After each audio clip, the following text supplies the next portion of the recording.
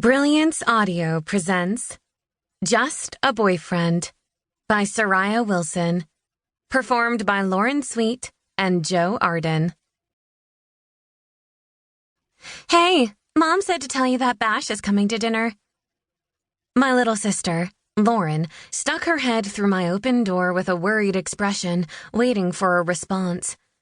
But I could only stare at her, my mouth hanging open, my newest young adult fantasy book sliding out of my hand and landing on the floor. Ember?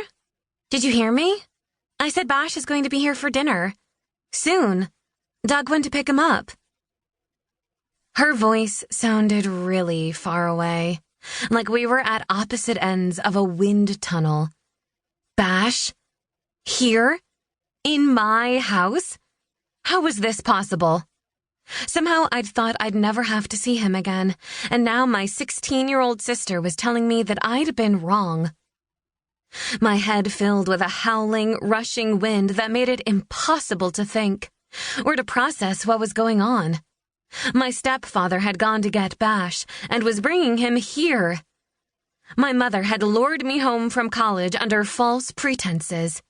She'd offered me a home-cooked meal and said she had something to tell me. Turned out she had someone to show me instead. How was I going to face Bash again? To stand in the same room with him and not fall apart? When? I asked. I had a million other questions, but that one seemed the most important. She shrugged one shoulder. I just told you. Any minute now. A bone-deep paralysis engulfed me.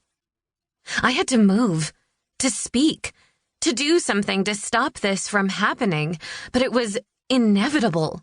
And although I had delayed it for a long time, today, apparently, was the day of reckoning. You look upset, Lauren said, sitting down on the edge of my bed. Well, at least we know my face is still working. My face. And my hair. I had to do something with both. I couldn't see him with a messy top knot and a shiny nose. I jumped up and ran into the shared bathroom on the second floor. I started throwing open drawers. Did I still have any makeup here?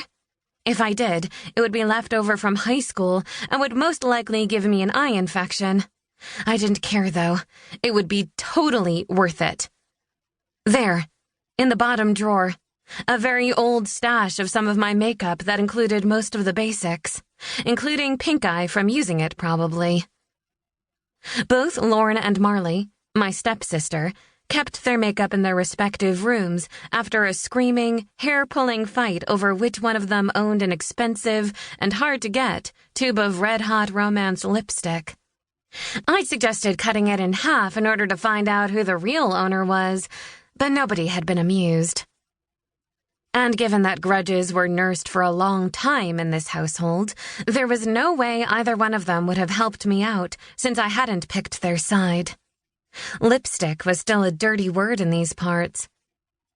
I could have tried to beg and cajole and plead to borrow some makeup, but there wasn't enough time. So, permanent blindness it would have to be.